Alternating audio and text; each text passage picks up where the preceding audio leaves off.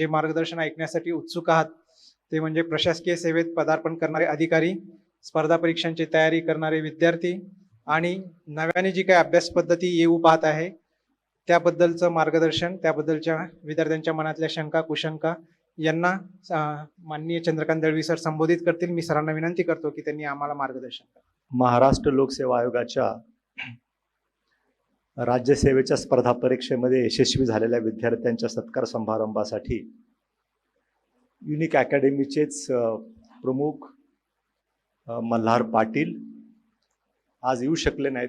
तुकाराम जाधव, त्याचप्रमाणे course director Amol Ghodke, व्यासपीठावरील उपस्थित असलेले सर्व लेक्चरर्स आणि त्यांचे सहकारी, ज्या विद्यार्थ्यांनी यश मिळवलं स्पर्धा परीक्षेमध्ये आणि ज्यांचा इथे आज सत्कार झाला ते सर्व सत्कारार्थी, त्यांचे सर्व पालक, त्याचप्रमाणे आपणा सर्वांचे अनुभव ऐकण्यासाठी म्हणून मागे मोठ्या संख्येनं उपस्थित असलेले सर्व विद्यार्थी, त्यांचे पालक, बंधू आणि भगिनींनो, मी प्रथमतः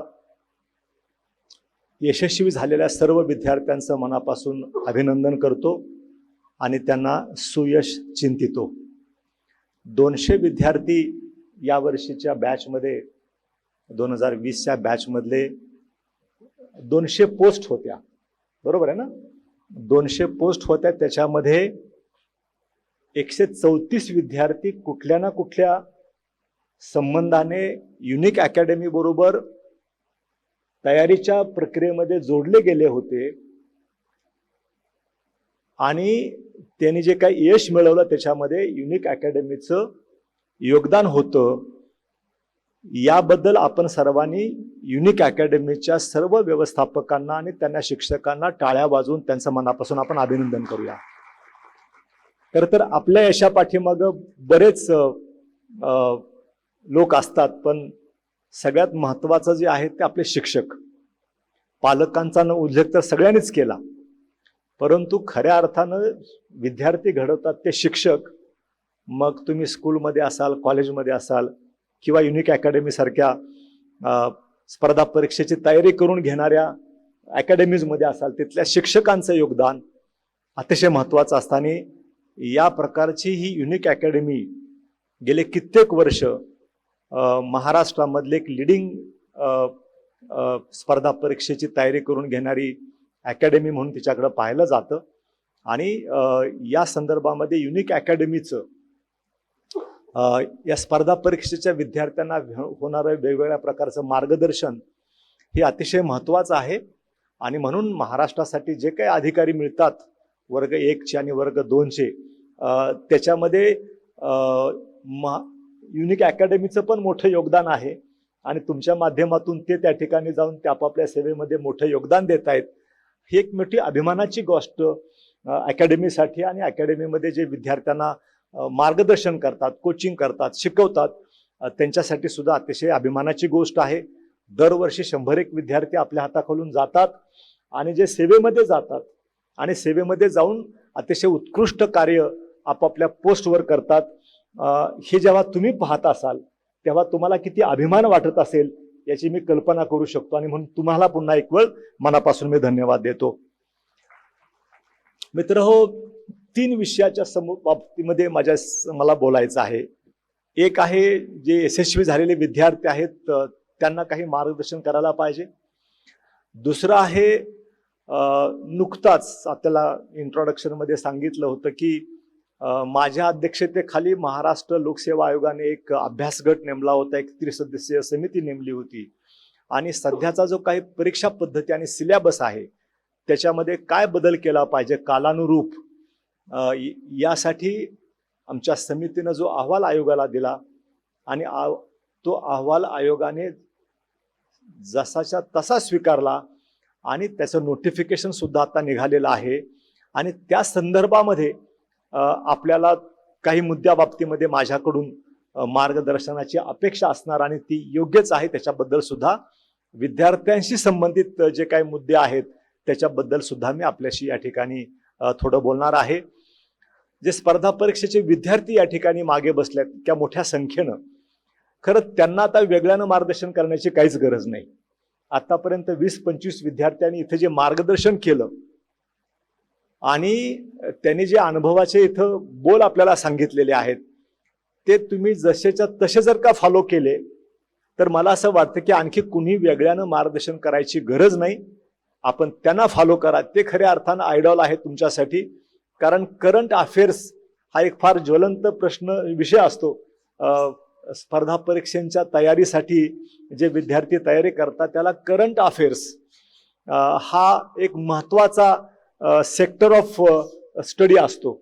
आणि त्याच्यामध्ये करंट अफेअर्समध्ये आपल्यासमोर निर्णय झालेले, आपल्यासमोर सिलेक्ट झालेले जे अधिकारी आहेत त्यांनी खऱ्या अर्थानं ते करंट अफेअर्समध्ये आहेत. मी तर रिटायर झालेलो आहे. मी रिटायर होऊन सुद्धा तर 5 वर्ष झालेली आहेत. मी 1983 मध्ये जॉईन झालो आणि त्याच्यापूर्वी 2-3 वर्ष अभ्यास करत होतो. सो करंट अफेअर्सचा विचार केला तर आता ज्या विद्यार्थ्यांनी मार्गदर्शन केलं त्यांचे जे अनुभवाचे बोल या ठिकाणी सांगितले ते तुमच्या सगळ्यांच्यासाठी अतिशय महत्वाचे आहेत. म्हणून ते सगळ्यांनी, तुम्ही तर पाहिलं असेल की मी तर सगळ्यांचं सगळं म्हणणं लिहून घेतलेलं आहे. म्हणजे तुम्ही पण ते लिहून घेतलं का फक्त ऐकलं आणि सोडून दिलं मला माहित नाही.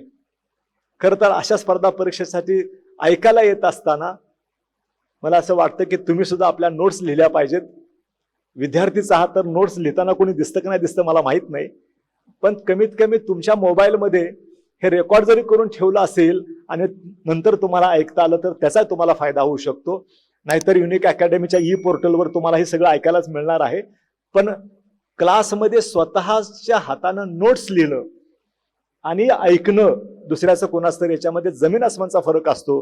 हे भविष्यासाठी पण तुम्हाला सांगायला हरकत नाही. पुढच्या वेळेला तुम्ही याल युनिक अकॅडमीच्या पुढच्या कार्यक्रमासाठी तेव्हा एक नोटबुक जरूर घेऊन या, तुम्हाला फार त्याचा फायदा होईल हे या ठिकाणी सांगू इच्छितो. सो विद्यार्थ्यांच्यासाठी माझे जे काही अनुभवाचे बोल आहेत हे त्यांनी अनुभवाचे बोल आता सांगितले, कथन केलं, अनुभव कथन केलं. माझ्या अनुभवाचे बोल जे आहेत ते पण मी आपल्याशी शेअर करणार आहे स्पर्धा परीक्षेच्या विद्यार्थ्यांच्यासाठी थोडक्यामध्ये. सो पहिल्यांदा मी बोलणार आहे जे यशस्वी विद्यार्थी झालेले आहेत त्या विद्यार्थ्यांना काही 4 अनुभवाचे बोल आपल्या समोर मी या ठिकाणी सांगू इच्छितो. आणि म्हणून पहिल्यांदा अभिनंदन करत असताना एका खडतर प्रवासाला तुम्ही निघणार आहात याची जाणीव करून देण्याची गरज आहे. शासकीय अधिकारी म्हणून एका विद्यार्थ्यानं मगाशी सांगितलं, त्याच्या प्राथमिक शिक्षक आई वडील जे आहेत नांदेड जिल्ह्यामध्ये त्यांनी सांगितलं, वडिलांनी फार योग्य सल्ला दिला की तुझ्या नोकरीमध्ये जातो आहोत तिथे खूप खडतर श्रम करावे लागतात आणि खूप टक्क्याटोनपणा सामोरं जावं लागतं. तर याच्यासाठी सामोरं जाण्यासाठी म्हणून तुम्ही आता यशस्वी झालात, हा पहिला टप्पा पार झाला. जसं तुम्ही प्रिलिम पास झालात, त्याच्यानंतर मेन पास झालात, त्याच्यानंतर मग तुम्ही मुलाखतीमध्ये पास झालात आणि कलेक्टिव्हली तुम्ही मेरिटमध्ये आलात. हा खऱ्या अर्थानं तुमच्या जीवनातला पहिला टप्पा पूर्ण झाला. आता पुढचे 35 वर्ष किंवा 38 वर्ष तुम्हाला ज्या शासनामध्ये जाऊन काम करायचं आहे त्याच्यासाठी तुमची तयारी पहिल्यापासून करण्याची गरज आहे. अनेक विद्यार्थ्यांनी आपल्या अनुभवाचे बोल सांगितले, तयारी कशी केली पाहिजे स्पर्धा परीक्षेची. मी तुम्हाला हे सांगणार आहे की पुढच्या 35 वर्षामध्ये तुमची शासकीय अधिकारी म्हणून वाटचाल कशी असली पाहिजे, काय तुम्ही खबरदारी घेतली पाहिजे आणि कशा पद्धतीनं तुम्ही काम केलं तर ज्या उद्देशानं तुम्ही सेवेमध्ये आला आहात त्याच्यामध्ये तुम्ही काही ना काहीतरी करून दाखवू शकाल. तिथं पण पूर्व तयारी न उतरण्याची गरज आहे आणि प्लॅन करिअरचा करूनच पुढे जाण्याची गरज आहे. नाहीतर प्रवाहाबरोबर वाहत गेलात पत्ता लागणार नाही. दरवर्षी इतके अधिकारी येतात सेवेमध्ये, किती लक्षात राहतात, किती कॉन्ट्रीब्युशन करतात समाजासाठी, शासनासाठी, राज्यासाठी, हा प्रश्न सेवेमध्ये आल्यानंतर पडतो. आणि म्हणून तुमच्या 200 लोकांच्या मधून एक कार्यक्षम अधिकारी महाराष्ट्राला मिळावेत. तुम्ही ज्या डिपार्टमेंटमध्ये जाणार आहात, क्लास 2 अधिकारी किंवा क्लास 1 अधिकारी म्हणून, जसं मगाशी सांगण्यात आलं की तुम्ही कुठल्याही क्षेत्रात गेला तरी टॉपला जाऊ शकता आणि जीवनामध्ये यशस्वी होऊ शकता. केवळ तुम्ही MPSC मार्फत सिलेक्ट झाला आहात म्हणून यशस्वी अजिबात होत नाही सर्व्हिसमध्ये आल्यानंतर. तुम्हाला काम करावं लागेल, खडतर कष्ट करावे लागतील, काही पथ्य पाळावे लागतील आणि मगच तुम्ही यशस्वी होणार आहात. तर त्या दृष्टिकोनातून थोडक्यात मी फार मुद्देसूद या ठिकाणी मांडणार आहे, फार विस्तारानं बोलणार नाही. कारण जवळपास आपण 10 वाजता हा कार्यक्रम सुरू झालेला आहे. म्हणजे तुम्ही 10 वाजता आला आहोत, आम्ही 11:45 आलेलो आहोत. तेवढा तर पाहुण्यांना अधिकार असतोच 20-25 मिनिटं लेट येण्याचा. पण तुम्ही 10 वाजल्यापासून बसला आहात आणि जवळपास 1 वाजलाय, म्हणजे सिनेमा संपण्याचा सुद्धा कालावधी संपून गेलेला आहे. 3 तासापेक्षा दुसराच कुठलाच कार्यक्रम लांब चालत नसतो, बरोबर आहे ना. सो 3 तासाचा कार्यक्रम संपलेला आहे आणि तुम्ही ज्याला युनिक अकॅडमीमध्ये शिकता किंवा तुम्ही ग्रॅज्युएशनला शिकता त्याला 1 तास मध्ये 45 मिनिटाचा असतो. तुमच्याकडे किती मिनिटाचा आहे? 2 तासाचा आहे. मग तुम्ही जरा प्रोग्रेसिव्ह आहात. पण क्लास आपला जो शाळेमध्ये क्लास असतो किंवा तिथे जास्तीत जास्त 45 मिनिटं किंवा 60 मिनिटाच्या पलीकडे क्लास नसतो आणि मग 3 तासाच्या पलीकडे ऐकण्याची क्षमताच राहत नाही. सिनेमा पाहण्याची क्षमता राहत नाही तर ऐकण्याची क्षमता काय राहणार आहे ते स्पर्धा परीक्षेच्या बाबतीमध्ये. तरीही ज्या उद्देशाने आपण आला आहात त्या उद्देशासाठी अनुषंगाने काही ना काही बोलण्याची आवश्यकता आहे. आपल्याला सगळ्याला कल्पना आहे की शासकीय सेवेबद्दल काय फार चांगलं बोललं जातं का? शासकीय सेवेबद्दल फार काही चांगलं समाजामध्ये बोललं जात नाही. ही वस्तुस्थिती पहिल्यांदा स्वीकारा आणि तिथं जाऊन तुम्हाला बदल घडवायचा आहे. म्हणून शासन महाराष्ट्र लोकसेवा आयोगाच्या मार्फत स्पर्धा परीक्षा घेऊन डायरेक्ट रिक्रुटमेंट सरळ सेवा प्रवेश देतं की वेगवेगळ्या क्षेत्रामध्ये वेगवेगळ्या फॅकल्टीजमध्ये अनेक आपल्यापैकी इंजिनियर आहेत, काही डॉक्टर्स आहेत आणि काही ग्रॅज्युएट्स आहेत वेगवेगळ्या फील्डमधले. Any graduate can appear for MPSC आणि UPSC. उद्देशच असा आहे की वेगवेगळ्या क्षेत्रातला अनुभव असलेल्या मुलांनी यावं आणि प्रशासन हातात घ्यावं आणि तिथं उत्कृष्ट काम करावं. आणि म्हणून प्रशासनाची इमेज बदलण्यासाठी प्रशासनामध्ये गतिमानता यावी, प्रशासनामध्ये लोकाभिमुखता यावी, या उद्देशानं महाराष्ट्र शासन, कुठलंही शासन डायरेक्ट रिक्रुटमेंट सरळ सेवा प्रवेश देतं क्लास 1 आणि क्लास 2 अधिकारी म्हणून. आणि म्हणून आपल्याकडून अपेक्षा असतात समाजाला, शासनाला, आणि तुम्ही ज्या क्षेत्रामध्ये ज्या वरिष्ठ अधिकाऱ्यांच्या हाताखाली काम करता तिथं पण त्यांची अपेक्षा असते की सरळ सेवा मधला अधिकाऱ्यांच्याकडनं अधिक चांगलं काम करावं आणि तुम्हाला इतरांनी फॉलो करावं. अशा प्रकारचं काम करायचं असेल तर काही पथ्य आपल्याला पाळावी लागतील. सगळ्यात वाईट अवस्था जर का सध्या प्रशासनामध्ये जर काय असेल तर तो प्रशासनामध्ये चालणारा भ्रष्टाचार हा तुम्हाला थांबवायचा आहे. बरोबर आहे ना. सगळ्यात जिकडं जाल तिकडं तुम्हाला हेच ऐकायला मिळेल की पैसा दिल्याशिवाय काम होत नाही. ही परिस्थिती बदलण्याची जबाबदारी तुमच्यावर आहे. आतमध्ये आहे ते त्यांच्यापर्यंत प्रयत्न करतात, पण तुम्ही फ्रेशर्स आहात, तर हे काम तुम्हाला करायचं आहे. सगळ्यात जास्त प्रशासनामध्ये प्रॉब्लेम आहे तर डिले, विलंब. त्यामुळं तुमच्या माध्यमातून अपेक्षा अशी आहे की विलंब कसा करता येईल कमी. आपल्याकडं जे काही नागरिक कामासाठी येतात, तुम्ही ज्या कुठल्या सेवेमध्ये असाल त्या सेवेमध्ये, तिथं त्याची कामं लवकर कशी होतील, वेगानं कशी केली जातील, तुमच्या अधिकार पत्त्याखाली जेवढी म्हणून काय कार्यालय असतील किंवा जेवढा काय स्टाफ असेल, तुमचं ज्युरिस्डिक्शन असतं. तुम्ही ज्याला पदभार घेता क्लास 2 ऑफिसर म्हणून किंवा क्लास 1 ऑफिसर म्हणून, तेव्हा तुमचं एक ज्युरिस्डिक्शन असतं. ते तालुका ज्युरिडिक्शन असेल किंवा जिल्हा ज्युरिडिक्शन असेल किंवा उपविभाग हे ज्युरिडिक्शन असेल. तर तुमच्या ज्युरिडिक्शनच्या क्षेत्रामध्ये तुम्ही किती प्रभाव टाकू शकता हे तुमच्या कृतीवर आणि तुमच्या काम करण्याच्या क्षमतेवर अवलंबून आहे. आणि म्हणून मी जेव्हा अधिकारी चार्ज घेतो तेव्हा मी त्याला ज्युरिडिक्शन हा शब्द वापरत नाही, मी प्रभाव क्षेत्र असा शब्द वापरतो. कारण तुम्ही त्या पदावर बसल्यानंतर जिथपर्यंत तुम्ही प्रभाव टाकू शकता तिथपर्यंत तुमच्या ज्युरिडिक्शन मध्ये तुम्ही प्रभाव टाकता. म्हणून ज्युरिडिक्शन हा बोजड शब्दापेक्षा प्रभाव क्षेत्र म्हणून मी त्याच्याकडे पाहतो.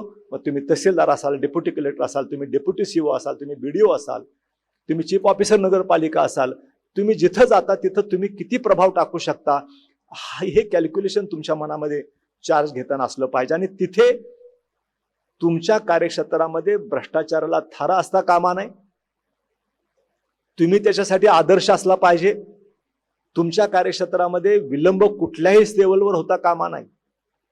विलंब होता कामा नये. तो कसा टाळायचा त्याच्याबद्दल पण मी आपल्याला सांगणारच आहे.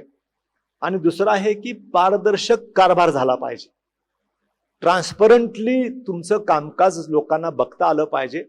अपारदर्शकता, विलंब आणि भ्रष्टाचार हे 3 मुख्य कारण आहेत. आणि चौथं कारण आहे नॉन अकाउंटेबिलिटी.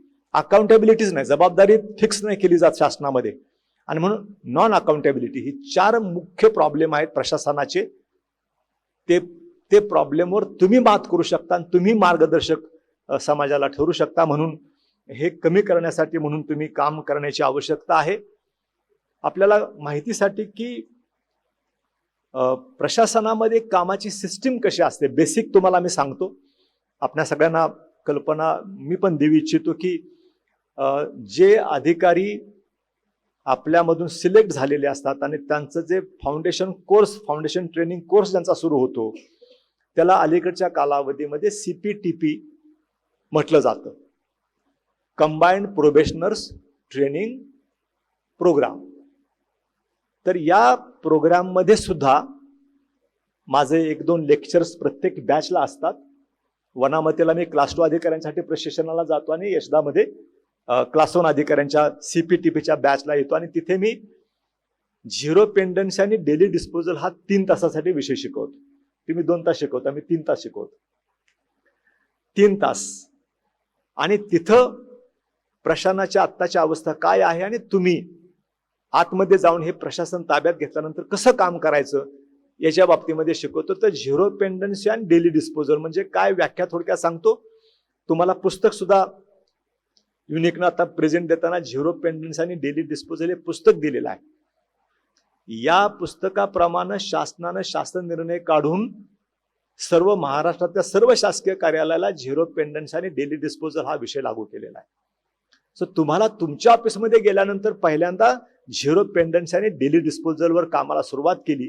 तुमच्या पहिल्या पोस्टिंगमध्ये जर का तुम्ही तुमची कार्यालय, तुमच्या हाताखाली असलेली कार्यालय जर का झिरो पेंडन्सीवर तुम्ही घेऊन गेलात तर तुमच्या 35 वर्षाच्या पुढच्या कारकिर्दीमध्ये तुमच्या इतका यशस्वी अधिकारी दुसरा असणार नाही. याच्या बाबतीमध्ये मी स्टॅम्प पेपरवर लिहून द्यायला तयार आहे. हा झिरो पेंडन्सी म्हणजे काय ते सांगण्यापूर्वी सरकारमध्ये कामकाज कसं चालतं हे प्रोबेशनरला तुम्ही आता तुमची मानसिक तयारी करायची आहे. CPTPच्या बॅचला जाण्यापूर्वी काही आखाडे मनामध्ये बांधण्यासाठी म्हणून तुम्हाला आता तुमचे सत्कार इथे झाले आणि काही ठिकाणी सत्कार होतील. त्या सत्कारामध्ये वाहून जाऊ नका. आता सध्या एक वाईट ट्रेंड सुरू झालाय, भयंकर मोठ्या प्रमाणात सत्कार होतात. मी सिलेक्ट झालो तर गावातल्या लोकांना माहिती नव्हतं की मी सिलेक्ट झालोय म्हणून. म्हणजे आता असं होतं की डंका महाराष्ट्रभर पिटला जातो, प्रचंड मोठ्या प्रमाणात फ्लेक्स लावले जातात, मिरवणुका सुद्धा काही ठिकाणी काढल्या जातात. चांगली गोष्ट आहे, तुम्हाला अॅक्नॉलेज केलं जाते. पण अनेक यशस्वी झालेले विद्यार्थी त्याच्यामुळं वाहत गेलेले आहेत आणि त्याच्यामुळे त्यांचं करिअर स्पॉइल झालेलं आहेत. मी तुम्हाला अनेक उदाहरणं या ठिकाणी सांगू इच्छितो की त्यांना आश्चर्य वाटतं की नुसता पास झाला तरी एवढा आहे, मग पदावर गेल्यानंतर काय असेल. अशा भ्रमामध्ये जे काही कष्ट घेतलेले आहेत, मग असे जे काय वडिलांचे चेहरे आठवत होते ते सगळं विसरायला लागतं. आणि अधिक असे विद्यार्थी, असे अधिकारी बघितलेले आहेत की पुन्हा वर्ष 2-2 वर्ष घरी पण जात नाहीत. भाऊ बहीण आई वडील सुद्धा बघत नाहीत, वाहत जातात, या थराला जातात. ज्यांनी आता या ठिकाणी आई वडिलांची नावं घेतली त्यांच्यासाठी आयुष्यभर तसंच राहिलं पाहिजे तुमच्या डोक्यामध्ये, हे पण या ठिकाणी समजावून सांगू इच्छितो. नाहीतर स्टेजवर बोलणं आणि पदावर गेल्यानंतर बदलणं हा इतिहास आहे महाराष्ट्रातल्या प्रशासनातला, सगळ्याच प्रशासनामधला. त्याला तुम्ही अपवाद असले पाहिजेत, कमीत कमी एवढं तरी या ठिकाणी मला नक्की सांगायचं आहे. तर महाराष्ट्र शासनाचं प्रशासन चालतं असं की प्रत्येक कार्यालयामध्ये कमीत कमी 4 टेबल असतात. तुम्ही पहिल्यांदा ग्रासरूट लेवलच्या कार्यालयामध्ये जाणार आहात, तालुका लेवलच्या कार्यालयामध्ये तुम्ही जाणार आहात असं गृहीत धरू आपण. तर तालुका लेवलच्या कार्यालयामध्ये कमीत कमी 4 किंवा 5 टेबल असतात. त्या टेबलवरनं फाईल पुढे जाते, तेव्हा तुम्ही अधिकारी म्हणून क्लास 1 अधिकारी, क्लास 2 अधिकारी तुमच्या टेबलवर निर्णयासाठी येते. तर 4 टेबलवर ती फाईल, एका टेबलवर 1 वर्ष पण राहू शकतं, 2 वर्ष पण राहू शकते. मी तुम्हाला उदाहरणासह CPTPच्या बॅचमध्ये शिकवेन.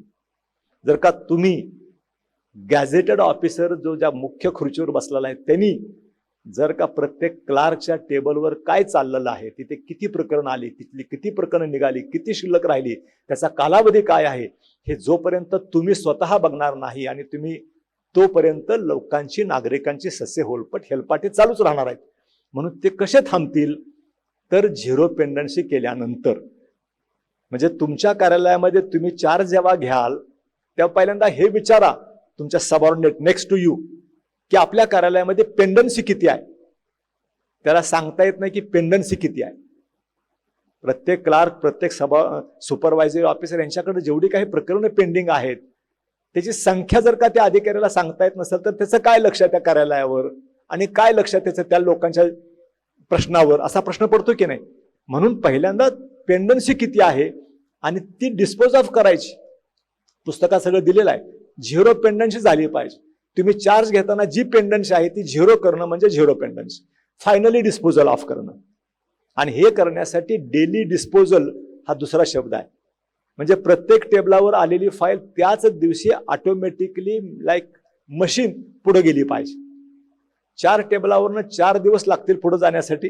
प्रवासामधला 1 दिवस देऊ आपण. एका आठवड्याच्या आत आलेल्या अर्ज निर्णय करण्यासाठी साहेबाच्या टेबलवर आला पाहिजे. अशा प्रकारचं ऍडमिनिस्ट्रेशन तुम्ही द्या. तुम्ही चार्ज घेतल्याबरोबर अख्ख्या तालुक्यामध्ये तुमच्या कार्यक्षेत्रामध्ये साहेब खूप चांगला आलेला आहे, नवीन आलेला, अशा प्रकारची तालुकाभर चर्चा सुरू होते. इतका फरक तुम्ही कुठल्या अप्रोचनी खुर्चीवर बसतात त्याच्यावर अवलंबून असतो. आणि म्हणून यासाठी झिरो पेंडन्सी आणि डेली डिस्पोजल हा पहिला मंत्र तुमच्यासाठी चार्ज घेताना. बाकीचं तर तुम्हाला खूप काय शिकवलं जाणार आहे, त्याच्याबद्दल काय दुमत नाही. दुसरं काम तुम्हाला करायचे की लोकाभिमुख प्रशासन द्यायचं आहे. आज अशा अवस्था आहे की सरकारी कार्यालयामध्ये भेटायला जर का नागरिक गेला तर त्याला कंपाऊंडच्या आतमध्ये पाय टाकल्याबरोबर त्याला मनामध्ये भीती निर्माण होते, पोटात गोळा येतो त्याच्या की साहेब भेटतील की नाही आणि भेटले तर ते काय ऐकून घेतील काय नाही. अशी अवस्था आपल्या प्रशासनाची आहे. लोकांना मुक्तपणे तुमच्या कार्यालयामध्ये येता आलं पाहिजे. त्यांना मुक्तपणाने तुमच्या समोर त्यांचं म्हणणं मांडता आलं पाहिजे आणि त्यांचं शांतपणे ऐकून घेऊन त्याच्यावर तुम्ही निर्णय दिला पाहिजे, अंतिम निर्णय दिला पाहिजे, अंतिम निर्णयाप्रत आलं पाहिजे. अशा पद्धतीनं तुमचं वागण्याची पद्धत असली पाहिजे. सगळ्यात महत्वाचा जर का कुठला घटक असेल तर तो आहे सामान्य नागरिक. तो तुमच्या कार्यालयामध्ये कामासाठी येतो. प्रथम प्राधान्य त्यालाच असलं पाहिजे. त्याला तुमच्या कार्यालयामध्ये हेलपाटा मारायची गरजच पडता कामा नाही. अशा प्रकारचं प्रशासन तुम्ही देणं म्हणजे खऱ्या अर्थानं तुम्ही यशस्वी झाला प्रशासनामध्ये आणि आई वडिलांचं नाव उज्ज्वल केलं असं म्हणायला तुम्ही पात्र ठरता, तोपर्यंत नाही. आणि म्हणून डेली डिस्पोजल आणि झिरो पेंडन्सी हा मंत्र तुम्हाला अनेक मंत्र यशस्वी होण्याचे दिले. मी तुम्हाला शासकीय सेवेमध्ये यशस्वी होण्यासाठीचा मंत्र सांगितला, zero pendency and daily disposal. अशा पद्धतीनं तुम्हाला काम करावं लागेल. लोकाभिमुखता असण्यासाठी तुम्हाला लोकांना भेटावं लागेल. तुम्ही काम करत असताना तुम्ही लोकांमध्ये मिसळा. लोकांमध्ये मिसळलं नाही तर काय होतं ह्याचं आपण आता एक उदाहरण गेल्या 8-15 दिवसामध्ये बघितलेलं आहे. तुम्ही सुद्धा पदावर फक्त खुर्चीवर नका बसू आणि फक्त तुमच्या स्टाफच्या सांगण्यावर तुमच्या लोकांनी काय तुमच्या त्याच्यावर अवलंबून राहू नका. तुम्ही दौरे केले पाहिजे, तुम्ही फिरला पाहिजे, लोकांना भेटलं पाहिजे. तुम्ही समजा तुम्ही शिक्षण अधिकारी आहात, तुम्ही गट शिक्षण अधिकारी आहात, तुम्ही बाहेर पडला पाहिजे. गावामध्ये लोकांना भेटायला पाहिजे की नाही. प्रत्येक गावामध्ये एक शिक्षक पालक संघ असतो. मराठी शाळेची अगदी तुम्ही मराठी शाळा जरी घेतली, आपल्याला असं वाटतं की शिक्षण अधिकाऱ्याला कुठे लोकांचा संबंध येतो. शिक्षण अधिकाऱ्याचा संबंध आहे ना, कुठलाही अधिकारी तुम्ही घ्या त्याचा लोकांशी संबंध आहे.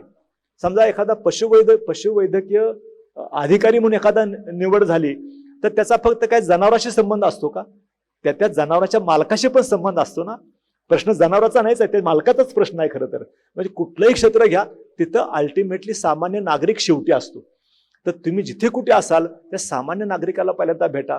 माझ्यासारखा जर का शिक्षण अधिकारी झाला तर पहिल्यांदा गावामध्ये जाईल, सरपंचाला भेटेल, गावातल्या शिक्षक पालक संघाची कमिटीची मिटिंग लावेल आणि विचारेल पहिल्यांदा की कसा तुमचा मुख्याध्यापक आहे, आणि मुख्याध्यापकाला आणि स्टाफला न घेता शिक्षक पालक संघाची मिटिंग मी पहिल्यांदा ग्रामपंचायतीमध्ये घेईन आणि त्याला विचारेल की सांगा तुमच्या शाळेची काय परिस्थिती आहे. तिथं तुम्हाला खरं पिक्चर मिळेल. तर तुम्ही शिक्षण अधिकारी म्हणून मराठी शाळेमध्ये गेला तर सगळं व्यवस्थितच तुम्हाला मिळेल. आमचे PI या ठिकाणी बसलेत पोलीस स्टेशनचे, बरोबर आहे ना. जर का समजा वरचे DYSP येणार असतील किंवा तुमचे डेप्युटी कमिशनर असेल तर सगळं नीटनेटकं ऑर्गनायझरच असतं. तुम्ही दौऱ्यावर गेल्यानंतर तुम्हाला सगळं नीटनेटकं बघायला आणि तुम्ही शाबासकी द्याल, परत व्हिजिट बुकामध्ये शेरा माराल की काय उत्कृष्ट काम आहे तुमचं. खरं तुम्हाला कळेल की गावातली माणसं काय म्हणतात, ते शिक्षक काय म्हणतो, ते विद्यार्थ्याला इंडिपेंडेंटली भेटा. ते विद्यार्थी काय सांगतो की कुठला शिक्षक चांगला आहे, कुणाला वटणीवर आणण्याची गरज आहे. तर लोकाभिमुख म्हणजे हा शब्द आहे. तर या दृष्टिकोनातून तुम्ही लोकांमध्ये जावा. तुम्हाला काय सुधारणा करण्याची गरज आहे ते तुम्हाला लोक शिकवतील. तुमचा स्टाफ नाही शिकवणार. काय गरजा आहेत त्या पदावर राहून, त्या पदाच्या गरजा काय तुम्हाला तिथून कळेल. मग अशी इंट्रोडक्शन मध्ये खूप काही माझ्याबद्दलची माहिती सांगितली की संत गाडगेबाबा ग्राम स्वच्छता अभियान, हागणदारी मुक्त गाव योजना. ह्या वरच्या पदावर गेल्यानंतर आपण तर आणखी सगळं विसरतो. तुम्ही तर अजूनही खाली आहात. इथं अजूनही तुम्ही जिल्हाधिकारी, नंतर डिव्हिजनल कमिशनर या पदावर गेल्यानंतर संबंध कुठे येतो खालच्या लोकांशी.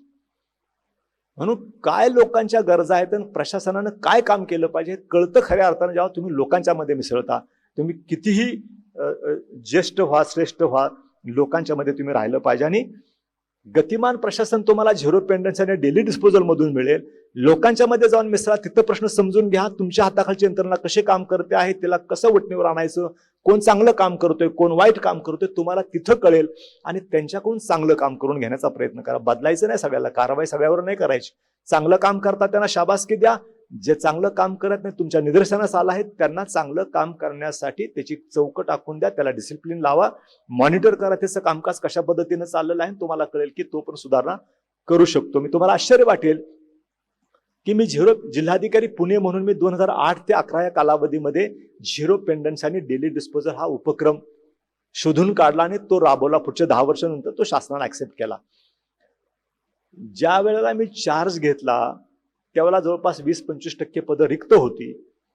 आणि जर का तुमच्या कनिष्ठतम अधिकाऱ्याला, माझ्या नेक्स्ट ऑफिसरला विचारलं, निवासी उपजिल्हाधिकाऱ्यांना, की कोण कोण चांगले लोक आहेत आणि कोण कोण वाईट आहेत, तो म्हणतात की साहेब अजिबात आपल्याकडे सगळं रद्दड स्टाफ आहे, सगळे अधिकारी रद्दड आहेत, काही कामाचे नाही, अशी त्याची भाषा असते. पण मग तुम्हाला आश्चर्य वाटलं की 3 वर्षामध्ये असा काय पराक्रम त्या कर्मचाऱ्यांनी, अधिकाऱ्यांनी केला की संपूर्ण जिल्हा झिरो पेंडन्सी झाला. ज्या अर्थी तुमचं सिलेक्शन झालं आहे प्रॉपर प्रोसेसर मधून, जसं तुमचं सिलेक्शन झालं एकाच परीक्षेमधून, पुढे गेल्यानंतर ज्याला संधी मिळाली तो यशस्वी होतोय, ज्याला संधी मिळत नाही तो मागे राहतोय. संधी कुणाला मिळते? जो पुढाकार घेतो, इनिशिएटिव्ह घेतो, लोकांच्या मध्ये जातो आणि आपला काहीतरी प्रभाव पाडतो. प्रशासनामध्ये आल्यानंतर त्याच्याकडे लक्ष जातं, त्याला डिमांड असते, याला माझ्याकडे द्या, याला माझ्याकडे द्या. ऍडमिनिस्ट्रेशन मध्ये पब्लिक पण म्हणतं की ह्या अधिकाऱ्याची बदली होता कामा नये, या अधिकाऱ्याला इथंच ठेवलं पाहिजे. असं तुमच्या बाबतीमध्ये व्हावं हे स्वप्न मी तुमच्या समोर या ठिकाणी मुद्दाम म्हणून सत्कार समारंभाच्या वेळेला या ठिकाणी सांगू इच्छितो. काही स्किल्स तुमच्यामध्ये असण्याची गरज आहे. जसं मगाशी स्पर्धा परीक्षेच्या तयारीसाठीचे स्किल तुम्हाला सांगितले, तसे काही स्किल्स तुम्ही तुमच्यामध्ये डेव्हलप करण्याची गरज आहे. आणि ते थोडक्यात या ठिकाणी त्याच्याबद्दल बोलणार नाही, पण सांगू इच्छितो. लिडरशिप क्वालिटी तुमच्यामध्ये असली पाहिजे. आपण थेरॉटिकली आता पुष्कळ स्पर्धा परीक्षेची तयारी करत असताना तुम्ही सोशियोलॉजी सब्जेक्ट घेतला असेल किंवा आणखी कुठल्या सब्जेक्टमध्ये कदाचित लिडरशिप आणि त्याच्या qualities and types of leader सगळं ऐकलं असेल. पण प्रत्यक्षामध्ये you are a leader. When you take over the charge of a particular post, you are a leader. आणि म्हणून लिडरशिपच्या क्वालिटीज ज्या काही पुस्तकामध्ये वाचल्या त्या सगळ्या तुमच्यामध्ये आत्मसात झाल्या पाहिजेत आणि त्या सत्यामध्ये उतरल्या पाहिजेत. लिडरशिपमध्ये पॉलिटिकल लिडरशिपलाच फक्त लिडरशिप म्हटलं जात नाही. गुगलचा सीईओ कोण आहे? तो सुद्धा लीडरच आहे. एक चीफ ऑफिसर नगरपालिका लीडरच आहे. डेप्युटी सीईओ लीडरच आहे. म्हणून प्रत्येक अधिकारी हा लीडर आहे त्या पदावर राहून. आणि म्हणून लिडरशिपच्या क्वालिटीज मध्ये तुम्हाला त्याच्यामध्ये खोलवर जाणार नाही, तासभर त्याच्याबद्दल बोलता येईल. तुमच्याकडे कम्युनिकेशनचे स्किल्स असले पाहिजेत. मला खूप आनंद वाटला, इतके चांगले विद्यार्थी या ठिकाणी बोलत होते, किंवा ज्या मुलीनं मगाशी या ठिकाणी जे भाषण केलं, आपले विचार इतक्या नेमक्या पद्धतीनं मांडले. काही लोकांनी अतिशय सुंदर पॉइंट घेऊन आले होते. तर तुमचं कम्युनिकेशन जे आहे ते जितकं प्रभावी असेल तितकं तुमचं शासकीय अधिकारी म्हणून यशस्वीतेचं प्रमाण वाढेल. तुम्हाला कम्युनिकेट करता आलं पाहिजे पब्लिक बरोबर, तुम्हाला कम्युनिकेट करता आलं तुमच्या स्टाफ बरोबर, तुम्हाला कम्युनिकेट करता आलं पाहिजे तुमच्या वरिष्ठांच्या बरोबर. तिघांच्या रिक्वायरमेंट वेगळ्या आहेत, तिघांचे स्किल्स वेगळे आहेत, ते डेव्हलप करावे लागतील. हे डोक्यात ठेवा आणि ते डेव्हलप करायचा प्रयत्न करा. सेन्सिटिव्हिटी तुमच्याकडे असली पाहिजे, संवेदनशीलता तुमच्यामध्ये असली पाहिजे. प्रत्येक प्रश्नाकडे संवेदनशीलपणे बघितलं पाहिजे. प्रत्येक नागरिक जो तुम्हाला भेटायला येईल, तुमच्या हाताखालचा कर्मचारी, शिक्षण अधिकारी असेल तर तुम्हाला शिक्षक भेटायला येईल, त्याचे पण काही प्रश्न असू शकतात. शिकवणं वेगळं आहे आणि ऍडमिनिस्ट्रेशन म्हणून त्याची इन्क्रीमेंट निघाली का, त्याला रजा मंजूर झाली का, अनेक प्रश्न त्याचे असतात. तर सेन्सिटिव्हिटी जी आहे ती संवेदनशीलता. तुमच्याकडे माणूस शिरवळाच्या गप्पा मारायला येत नाही की चला बाबा आलो तर साहेबांना भेटून जाऊया, असं महाराष्ट्रामध्ये घडत नाही. आलो तर साहेबाला भेटून जाऊया असं वातावरण तुम्ही तुमच्या कार्यक्षेत्रामध्ये करा, तिथं करते तुमची यशाची पावती असेल. आणि म्हणून तुम्हाला सेन्सिटिव्हिटी, प्रत्येक येणाऱ्या माणसांचं म्हणणं ऐकून घेऊन त्याच्या तक्रारीमध्ये तथ्य आहे, त्याच्या अडचणीमध्ये तथ्य आहे, अशीच भूमिका आपली असली पाहिजे. आणि मग आपल्या स्टाफकडून ते काम कसं करून घेता येईल हे आपल्याला सांगता आलं पाहिजे. सगळ्यात महत्वाचं आहे डिसिजन मेकिंग. पदोपदी डिसिजन घ्यावे लागतात. डिसिजन म्हणजे फाईलवर घ्यायचाच निर्णय नसतो. फाईलवरचा निर्णय म्हणजे निर्णय नाही, पदोपदी तुम्हाला निर्णय घ्यावे लागतात. चालता चालता, बोलता बोलता, मीटिंगमध्ये अनेक प्रकारचे निर्णय. विषय तुमच्या समोर आला की पेंडिंग ठेवायचा नाही. मग अशी पेंडनची कागदाच्या बद्दलची, फाईलच्या बद्दलची बोलत होतो. तुमच्याकडे प्रत्येक गोष्टीमध्ये निर्णय करण्याची क्षमता असली पाहिजे आणि फास्ट डिसिजन मेकिंग तुम्हाला करता आलं पाहिजे. ज्याच्याकडे फास्ट डिसिजन मेकिंग करण्याची क्षमता आहे, रिझनेबल डिसिजन व्हायला पाहिजे. घेतलेला प्रत्येक निर्णय बरोबरच असेल असं नाही. त्या क्षणी जो तुम्ही निर्णय घ्याल तो त्या परिस्थितीमध्ये योग्य असला पाहिजे. भविष्यामध्ये तो कदाचित चुकीचा पण ठरू शकतो. आणि तुम्ही घेतलेला निर्णय हा काही काळ्या दगडावरची रेष नसेल. तुमच्यावर वरिष्ठ असतात. तुम्ही घेतलेल्या निर्णयाचं सिंहावलोकन करणं, पुनर्विलोकन करणं, त्याच्यावर अपील करण्याची तरतूद असते. म्हणून निर्णय पटकन घ्या. चुकला तरी काय बिघडत नाही. तुमच्या कार्यालयामध्ये 2 वर्ष हेलपाटे मारण्यापेक्षा तुम्ही 15 दिवसामध्ये निर्णय दिला आणि वर्षा कार्यालयामध्ये 6 महिने हेलपाटे मारले तर लागेल तर हरकत नाही. तुमच्यापेक्षा कदाचित वरचा अधिकारी बरोबर निर्णय घेऊ शकतो. डिसाईड, काही पेंडिंग ठेवता कामा नाही. त्याच्यानंतर रिझल्ट ओरिएंटेड कामकाज असलं पाहिजे. रिझल्ट ओरिएंटेड तर चाललंच आहे गुऱ्हाळ, रिझल्ट शून्य, त्याच्यावर फार मी बोलणार नाही. त्याच्यानंतर ऑनेस्टी. तुमच्या इतका ऑनेस्ट माणूस दुसरा कोणी असता कामा नाही. इतकं प्रामाणिकपणे तुम्ही काम केलं पाहिजे. तुम्ही पदावर आल्यानंतर अनेक प्रकारची प्रलोभनं तुम्हाला दिसतील. त्याच्यापासून मगाशी बऱ्याच लोकांनी सांगितलं की डायव्हर्जन ऑफ माइंड होतं. बरोबर आहे ना. इथं तुम्हाला संयम, पेशन्स इथं लागतं, तिथं पण लागतं. आणि म्हणून त्याच्या बाबतीमध्ये काळजी घेण्याची गरज आहे. मित्रहो, मगाशी बऱ्याच एकाच फक्त विद्यार्थ्यानं सांगितलं, मी त्याला धन्यवाद देईन, की फॉरेस्ट ऑफिसर म्हणून त्याचं सिलेक्शन झालंय. तर नाव माझे सगळ्याचे राहिले नाहीत. पण त्यानं सांगताना सांगितलं की तुमच्या कालावधीमध्ये परीक्षाची तयारी करत असताना सुद्धा तुम्हाला फिजिकल एक्झरसाइजची गरज आहे. त्यानं हे पण सांगितले की तुम्ही विपश्यना पण केली पाहिजे. त्यांनी हे पण सांगितले की तुम्ही योगा सुद्धा केला पाहिजे. प्रत्येक स्पर्धक जे मागं असते त्यांच्यासाठी पण ही गोष्ट अतिशय खरीच आहे. पण नोकरीमध्ये पण त्याची आवश्यकता आहे.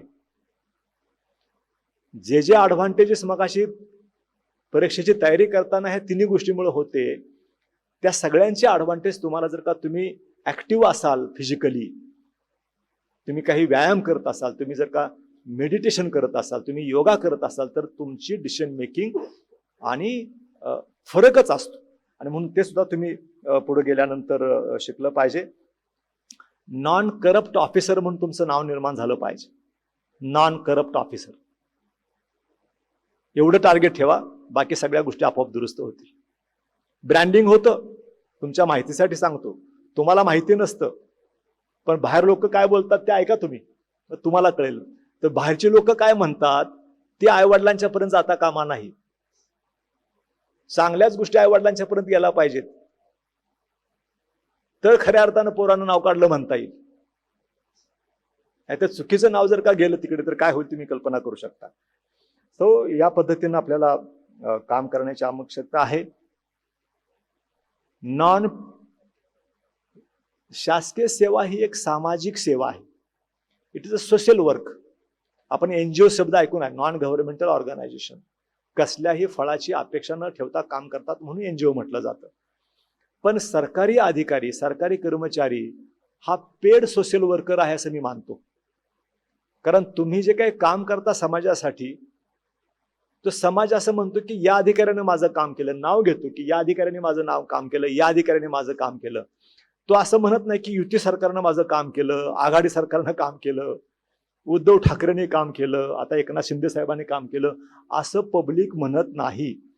पब्लिक तुम्ही ज्या पदावर आहात त्यानं जर का काम केलं तर आयुष्यभर तो त्याच्या नावानंच. तर तुम्हाला कितीतरी पटीनं social work with paid salary monthly करायची संधी याच्या निमित्तानं मिळत असते.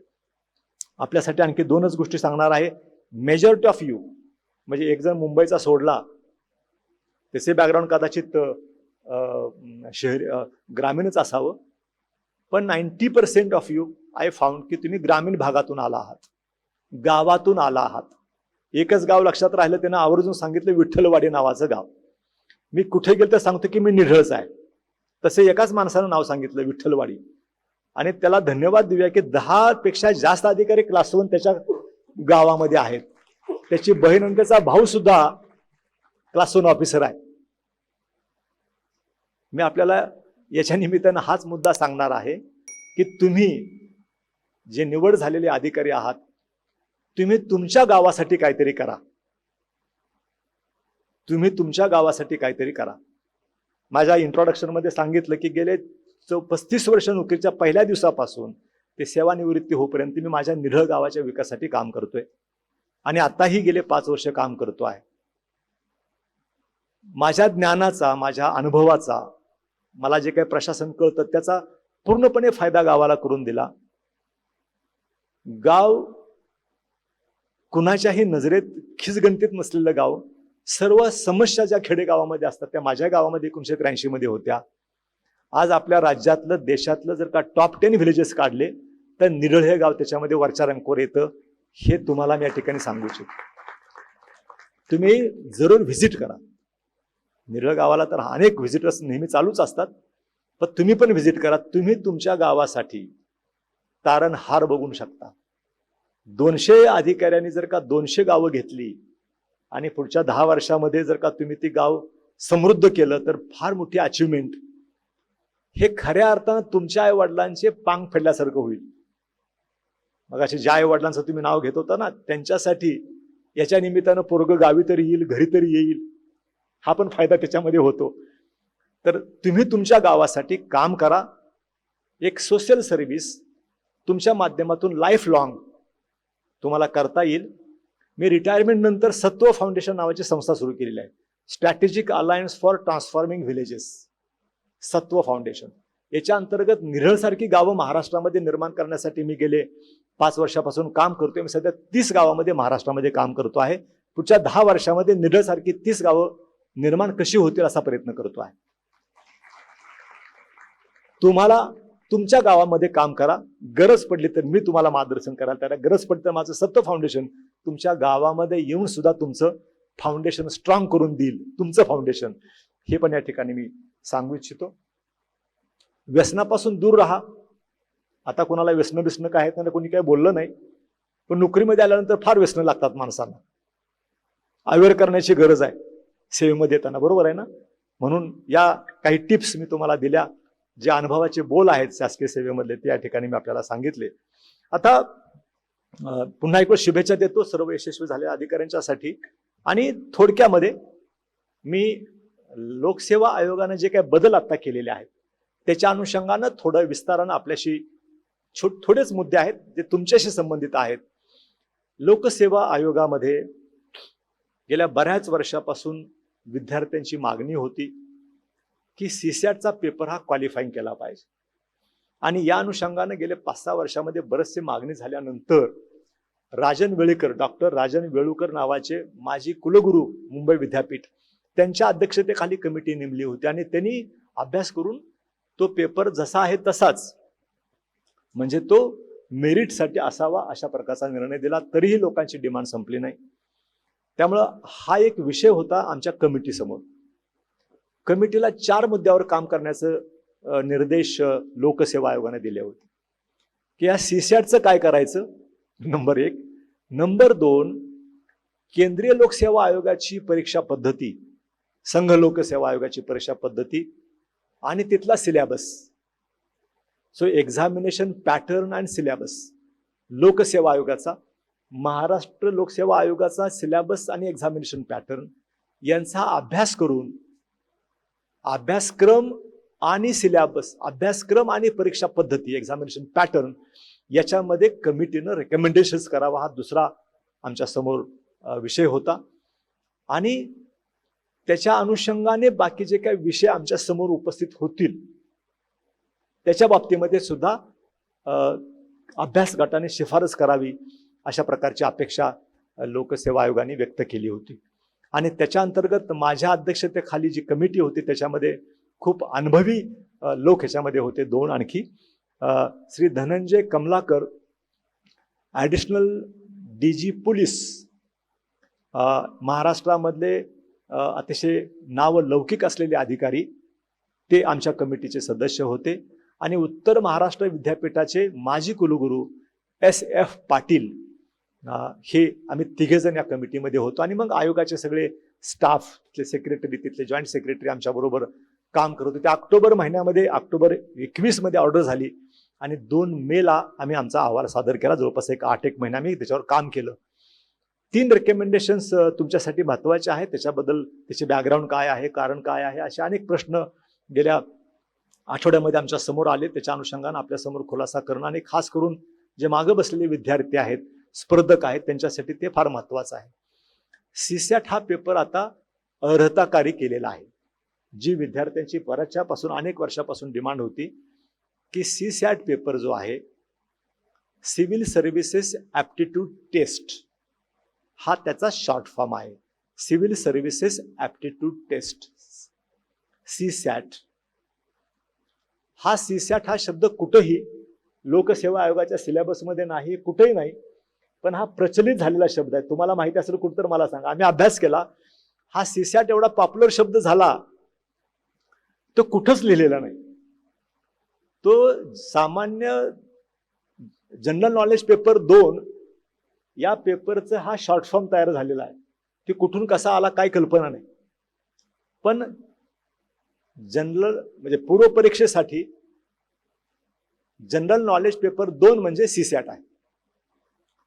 तो सीसॅट हा पेपर हा क्वालिफाईंग करावा अशा प्रकारची आमची पहिली रेकमेंडेशन होती, जी लोकसेवा आयोगाने स्वीकारली. आणि आता जी जाहिरात निघालेली आहे आणि आता जी काही पूर्व परीक्षा येणार आहे त्याच्यामध्ये जनरल नॉलेज 2 हा पेपर हा क्वालिफाईंग विथ 33% मार्क्स, म्हणजे 33% मार्क तुम्हाला पडले तर तुम्ही क्वालिफाय झाला.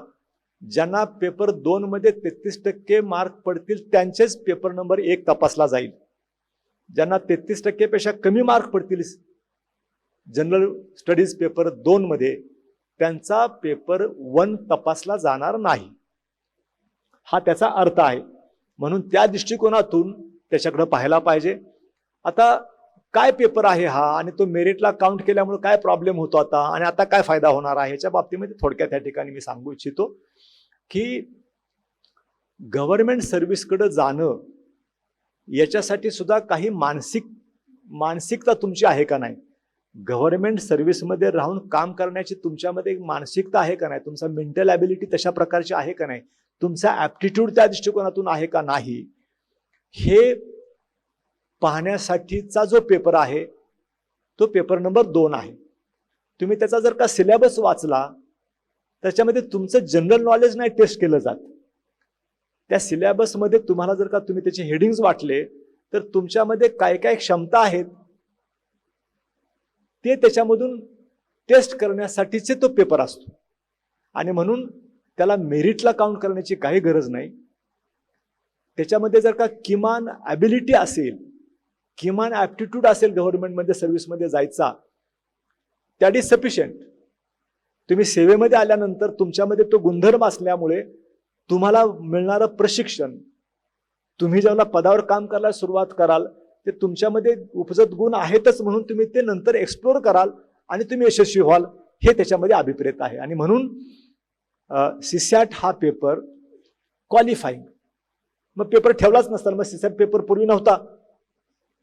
2013 मध्ये केंद्रीय लोकसेवा आयोगाने पहिल्यांदा सीसॅट हा पेपर इंट्रोड्यूस केला आणि त्यांच्या तिथंच लक्षात आलं पहिल्याच परीक्षेनंतर की हा क्वालिफाईंग असायला पाहिजे, तो मेरिटला असता कामा नाही. म्हणून 2015 मध्ये केंद्रीय लोकसेवा आयोगाने लगेच तो अर्हताकारी केला, म्हणजे क्वालिफाईंग केला. आपल्या लोकसेवा आयोगामध्ये केंद्राने लागू केल्याबरोबर हा पेपर 2 चालू केला. केंद्राने 15 मध्ये तो बदल केला, पण आपण तो आतापर्यंत 22 पर्यंत तसाच चालू राहिला.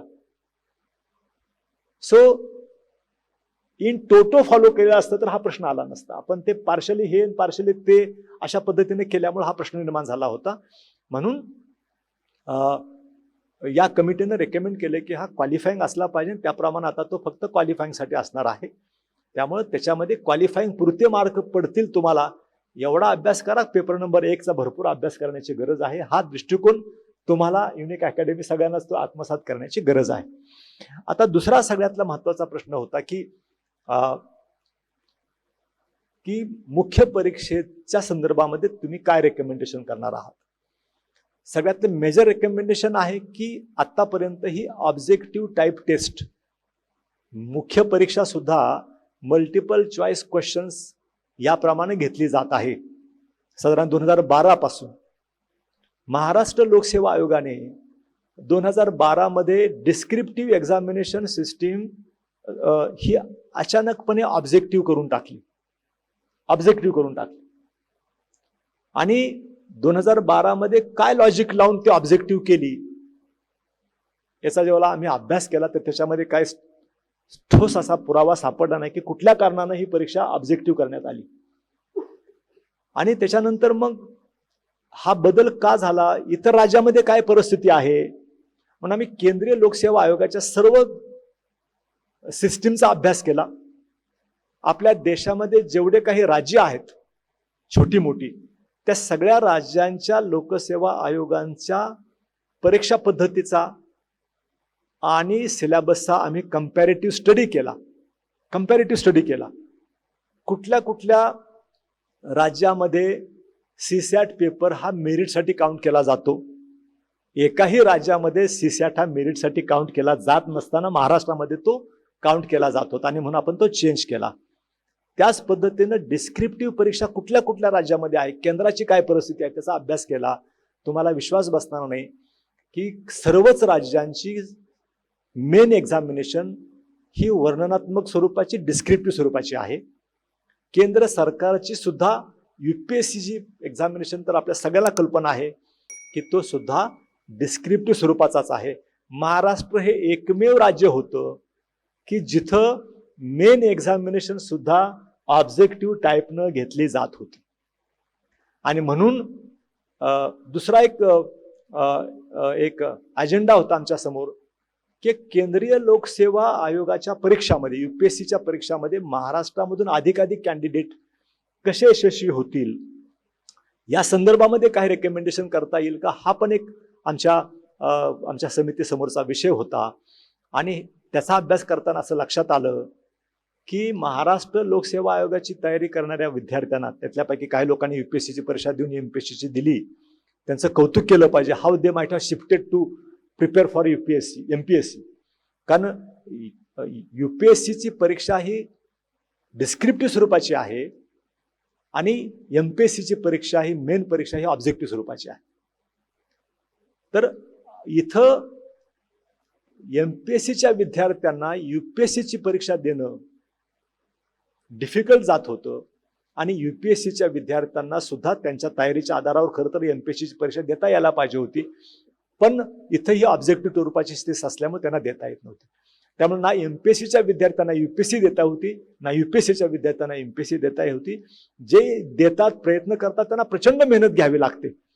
खरं तर युपीएससीच्या परीक्षा तयारी करणाऱ्या विद्यार्थ्यांना सहजासहजी एमपीएससी देता आली पाहिजे.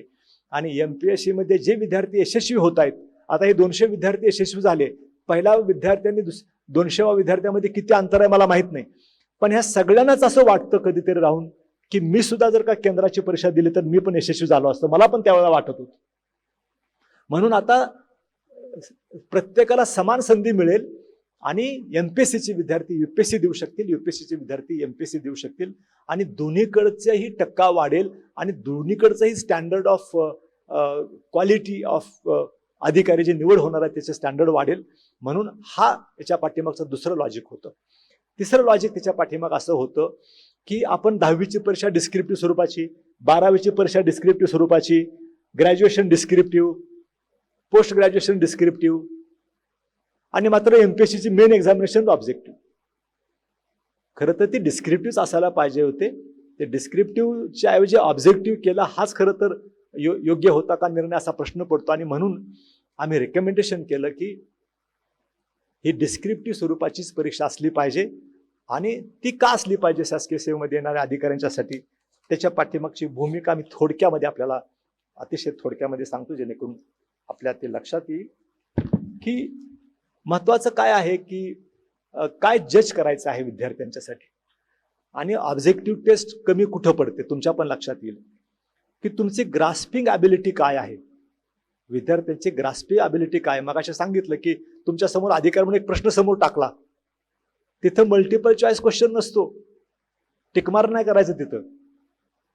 You have to analyse the problem and decide give the solution. ही क्षमता तुमच्यामध्ये येण्याची आवश्यक आहे. म्हणून ग्रास्पिंग ॲबिलिटी, आकलन क्षमता तुमच्यामध्ये काय आहे, इंटेलिजन्स तुमच्यामध्ये बुद्धिमत्ता काय आहे, ती चांगल्या पद्धतीने टेस्ट होते ऑब्जेक्टिव्ह मध्ये. त्याच्याबद्दल काय दुमत असेल काय कारण नाही. थोडंसं लॉजिक ज्याचं चांगलं आहे त्याचं इंटेलिजन्स पण चांगला निघतो. हे मल्टिपल चॉईस क्वेश्चन मध्ये आपल्याला बघायला मिळतं.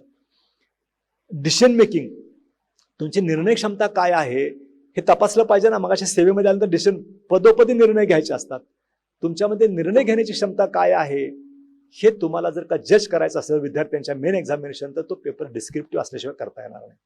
तुमच्यामध्ये अनालिटिकल स्किल तुमच्यामध्ये काय आहे, तुमच्यामध्ये विश्लेषण, एखादा प्रश्न दिला तर त्याचं विश्लेषण करण्याची क्षमता काय आहे सर्व अंगानी, हे तुम्हाला फक्त डिस्क्रिप्टिव्ह परीक्षेमधूनच त्या विद्यार्थ्यांची ॲबिलिटी कळू शकते. प्रॉपर अंडरस्टँडिंग दी प्रॉब्लेम्स, लोकांच्या समस्या प्रशासनासमोरच्या जर का अंडरस्टँड करायच्या असेल तर तुम्हाला डिस्क्रिप्टिव्ह परीक्षेच्या माध्यमातून गेलं पाहिजे. Clarity of thoughts, clarity of थाउट्सच्या बाबतीमध्ये गरज आहे. इंटरपर्सनल स्किल्स तुमच्यामध्ये काय आहेत हे जज करण्याची आवश्यकता असते. Understanding the strength and weaknesses of the issue, त्याची पण तुम्हाला समज आहे का नाही, ते तुम्हाला किती येतं ते बघायला पाहिजे. आणि इत्यादी गुण तुमच्यामध्ये आहेत हे तपासण्यासाठी ऑब्जेक्टिव्ह टेस्ट कमी पडते, पुरेशी नाही. आणि म्हणून ही परीक्षा डिस्क्रिप्टिव्ह असायला पाहिजे, हे याच्या पाठीमागचं मुख्य उद्देश होतं. आपल्याला मुद्दाम म्हणून मी सांगितलं की याच्या मागचं लॉजिक काय होतं. आता याच्यामध्ये दुसरा मुद्दा जो आहे, आता दुसरा मुद्दा असा आहे की तुम्हाला तयार डिस्क्रिप्टिव्ह मधून चेंज, आपण ज्याला ऑब्जेक्टिव्ह टू डिस्क्रिप्टिव्ह चाललो आहोत, तेव्हा तुम्हाला तुमची मानसिकता बदलण्याची गरज आहे, बस बाकी काय करण्याची गरज नाही. मग अशा अनेक अधिकाऱ्यांनी सांगितलं की एखाद्या ॲटम मध्ये तुम्ही फेल गेलात तर पुढे जायचं का नाही जायचं ही तुमच्या मेंटल ॲबिलिटीवर, मेंटल स्टॅबिलिटीवर, मेंटल स्टेटवर अवलंबून असतं. तसं आता आपल्याला हे स्वीकारायचं आहे की ही डिस्क्रिप्टिव्ह परीक्षा आपल्याला जायची आहे. सो इथून पुढे तुम्हाला काय प्रॅक्टिस करावं लागणार आहे, तर लिखाणाचं प्रॅक्टिस करावं लागणार आहे. रायटिंग स्किल्स तुम्हाला वाढवावे लागतील. रायटिंगच्या संदर्भामध्ये हाऊ टू राईट स्पीडीली, गतिमान पद्धतीने तुम्हाला लिहिता आलं पाहिजे. नेमक्या पद्धतीने एक प्रश्न जर का तुम्हाला दिला आणि त्याच्यावर लिहिलं की तुम्ही 100 ओळीमध्ये तुमचं उत्तर मांडा, तर 100 ओळी हा फापट पसारा न ठेवता त्या विषयाचं सगळे मुद्दे पॉइंट टू पॉइंट कसे कव्हर करता येऊ शकतील तुम्हाला, याच्या दृष्टिकोनातून तुमची लिखाणाची प्रॅक्टिस आहे. अभ्यास तर तुमचा सिलेबस 90% तोच राहणार आहे, त्याच्यामध्ये काय फार मोठा बदल होणार नाही. लोकसेवा आयोगाच्या मार्फत सिलेबस प्रसिद्ध होईल, पण आता तुमचा जो काही सिलेबस आहे तोच सिलेबस आहे असं समजून तुम्ही डिस्क्रिप्टिव्हच्या तयारीला लागलं पाहिजे. तुम्हाला बुक्स आयडेंटिफाय केले पाहिजेत, तुम्हाला स्वतःच्या नोट्स केल्या पाहिजेत. या सगळ्या गोष्टीला तुम्ही आता जर का कामाला लागलात तर 1.5 वर्षाचा कालावधी तुम्हाला आजपासून मिळतो. डिस्क्रिप्टिव्ह टू ऑब्जेक्टिव्ह एकाच वर्षात सुरू केलं होतं, पण लोकसेवा आयोगाच्या समोर आम्ही रेकमेंडेशन केला होता की some time should be given to the candidates to prepare for descriptive. आणि त्याप्रमाणे या वर्षामध्ये जी काही परीक्षा होणार आहे, मेन एक्झामिनेशन जिची आता तुम्ही प्रिलिम देणार आहात, ती ही ऑब्जेक्टिव्हच राहणार आहे. मात्र पुढच्या वर्षाची जाहिरात, पुढच्या वर्षाची जी काही मेन एक्झामिनेशन असेल ते अबाउट ऑक्टोबर, नोव्हेंबर, डिसेंबरमध्ये होईल. तर आजपासून तुम्हाला 1.5 वर्षाचा कालावधी मिळेल प्रिपरेशन करण्यासाठी. आता जे फ्रेशर्स आहेत किंवा ज्यांनी एखादा दुसराच अटेम्प्ट दिलाय त्यांना फारशी अडचण नाही, परंतु ज्या विद्यार्थ्यांनी 3 अटेम्प्ट दिले, 4 अटेम्प्ट दिले, त्यांच्यासाठी शिफ्ट होताना थोडं अधिक चिंतेचा विषय आहे असं माझ्या कानावर आलेलं आहे. परंतु मी त्यांना पॉझिटिव्ह साईड तुम्हाला सांगतो की तुम्ही आता इतकं अभ्यास केला आहे, 3 अटेम्प्ट मध्ये तुमचं पाठ झालं आहे की कुठल्या पानावर कुठलं उत्तर आहे. तुम्हाला आता करायचं आहे तयारी फक्त आणि फक्त डिस्क्रिप्टिव्ह पेपर कसे लिहायचे, बरोबर आहे ना.